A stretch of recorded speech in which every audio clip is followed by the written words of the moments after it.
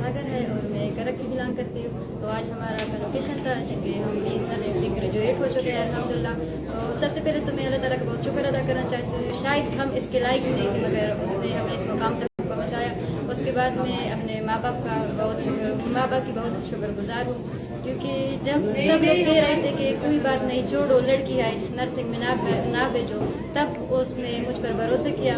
میرے امی ابو نے مجھے یہاں پر بھیجا, مجھے پڑھایا بہت ٹف ٹائم میں. شاید کوئی اور ماں باپ ہوتے تو وہ اپنی بیٹی کو اتنے ٹف ٹائم میں پڑھاتے. اس کے بعد میں اپنے بھائی کا شکریہ ادا کرنا چاہتی ہوں. تو اس نے مجھے ہر اچھے اور برے دونوں حالات میں سپورٹ کیا. میرا کرائم پارٹنر بن کر رہا اور میری جو اسٹڈی ہے اس کو کنٹینیو رکھا. آج وہ میرے پاس نہیں ہے مگر miss you love you so مچ. اگر آپ وہ ہوتے تو بہت اچھا ہوتا. اچھا, آپ ایز اے نرس آپ کیا میسج دینا چاہیں گی؟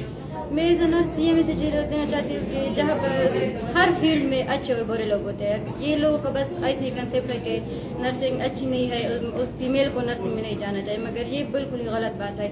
یہ آپ پر ڈیپینڈ ہے کہ آپ اس کو اپنی فیلڈ کو کیسے ریپرزینٹ کرتے ہو. تو زیادہ سے زیادہ جب لڑکی آئے گی تو زیادہ سے زیادہ جو فیمیل پیشنٹ ہے وہ کمفرٹیبل ہو سکے گے, کیونکہ جس طرح وہ فیمیل نرس کے ساتھ کمفرٹیبل ہوتی ہے فیمیل پیشنٹ, اس طرح وہ میل کے ساتھ کبھی بھی نہیں ہو سکتا.